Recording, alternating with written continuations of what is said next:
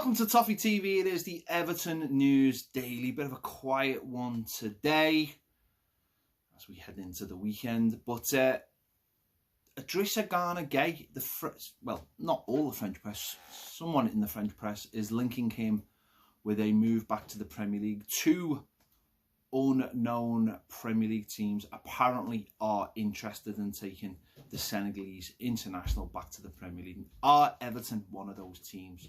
Is it true? We don't know. What we do know is this is a player that we have massively missed since he left earlier in the season to Paris Saint-Germain. Obviously, we brought Gbamin in to replace him. Obviously, that hasn't worked out the way we'd like to have happened, and no one else really can take his place.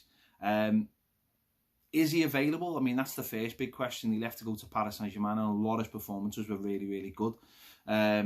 So you'd ask yourself, is he really available? Well, I suppose from a financial point of view, they've just brought in a Cardigan from Inter Milan for around 45 to 50 million. And with FFP, they're going to have to balance that up somewhere. They may feel someone like Ghana would bring in a decent chunk of money back in. You know, other players might have stepped up when he wasn't available. He's had a few injuries before the lockdown. So is he available, and would you go for him? Personally, with what's happened in the last week, with Jean-Philipe Gbamin, I would definitely be inclined to try and get him back on loan. I know they always say never go back, and with his age, that might scupper any kind of permanent deal.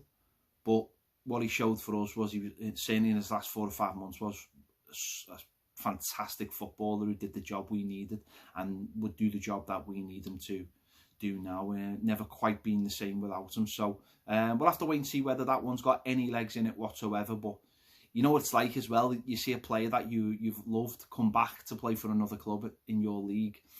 It doesn't sit well. It doesn't sit well at all. So if he does leave Paris Saint-Germain, if it's not for Everton, hopefully it'll be to some other country, because I would hate to see him play against Everton. Moving on, the fixtures have been confirmed. We did talk about it yesterday in the Everton News Daily. They have been confirmed now. The Everton's first 3 fixtures. The first game against Liverpool derby is 2 weeks on Sunday, 7 o'clock kickoff. Although the game location is to be confirmed, it has not been ratified yet. I think it's either Monday or Tuesday. We'll make a decision on where that game's going to be held, whether it's going to be held at Goodison Park or at a neutral venue. We don't know yet.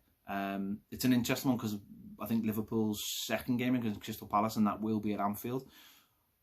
Maybe the decision will be held off till after Man City play their first game, if they're against Arsenal. And obviously, if they don't lose that game, Liverpool can't win the title against Everton. And maybe then they'll make the decision that it can be played at Goodison Park. I don't know. Obviously, they're trying to make sure large amounts of fans from either side don't congregate outside the stadium.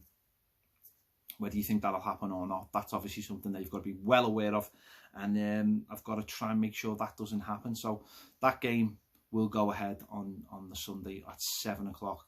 We then play again against Norwich on the Wednesday. That is a 6 o'clock kickoff, and then the following Wednesday against Leicester. No game in between the Norwich and Leicester game, because that is an FA Cup weekend. So yeah, there you go. They've been all confirmed. In some other news today, Everton have been linked with a move for Matthew Garbett, New Zealand under-17, or he was at under-17 international. He's 18 now. He plays for Falkenberg in I think it's in Sweden. He's only been there for 6 months. One of the most sorely chased players in Europe. As I said, he scored 2 goals for New Zealand in the under-17s World Cup. He's a centre forward, and apparently Everton are keeping tabs on him. His contract there is for 2 more years, and obviously they will have brought him in, obviously, to sell on. So it's someone Everton have been looking at, and obviously Everton are obviously looking at young players all over Europe to bring in, develop, and then either play or move on for money. So we'll have to wait and see if anything happens with that. there you go. This has been the Everton News Daily. As I said, not a lot moving today. Don't forget, make sure you catch the footy show from today. It is with Kevin Campbell. Kevin Campbell joined us via video link to discuss all the latest news and obviously discuss all the fallout of what we've seen in America and how football can get better with racism and improve the game. So make sure you check that out as well. If you want to join us on Patreon, the link is in the description. Give this video a like, subscribe if you haven't already, and I'll see you later.